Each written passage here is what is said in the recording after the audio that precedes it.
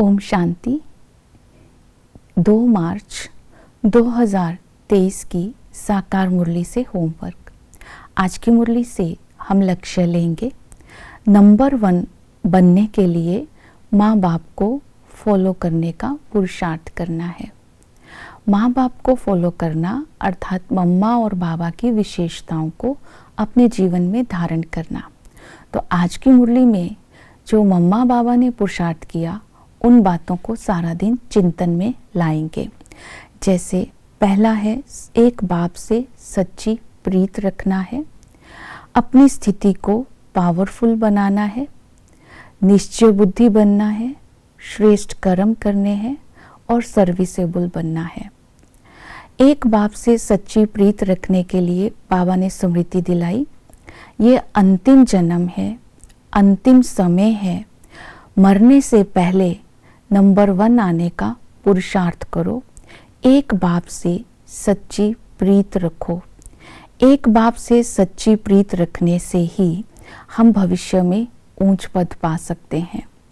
तो इसके लिए आज हम स्वमान लेंगे, मैं सच्ची सच्ची गोपिका हूँ, और स्मृति में रखेंगे, दिल तख्त के आसन पर विराजमान हो, स्नेह और भावना की रस्सियों को टाइट कर बाबा के साथ आज सारा दिन स्नेह के झूले में झूलते रहेंगे और अंदर से गीत गाते रहेंगे, जो पाना था सो पा लिया।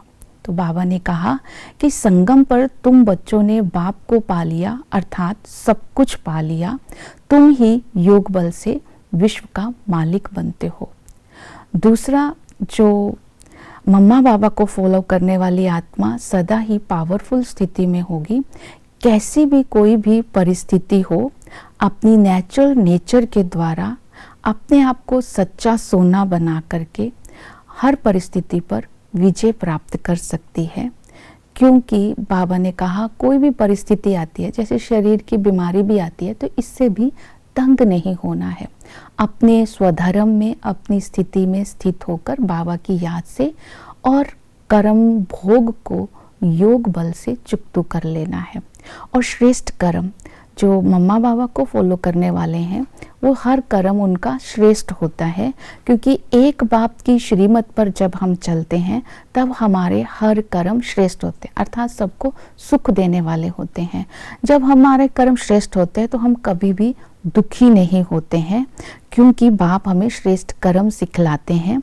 कर्म का आधार ही सत्यता और पवित्रता है। तो आज हम सतोगुणी बन करके भविष्य में विश्व का मालिक बनेंगे, इस लक्ष्य को स्मृति में रखेंगे। कर्म कूटना उसको बोलेंगे, खांसी आना, बीमार होना, माया के वश दिवाला मारना और विकार में जाना, अकाले मृत्यु होना।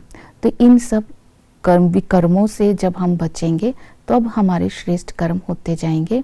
और निश्चय के लिए बाप पर निश्चय, ड्रामा पर निश्चय, अपने लक्ष्य पर निश्चय, ये आज अपनी चेकिंग करेंगे।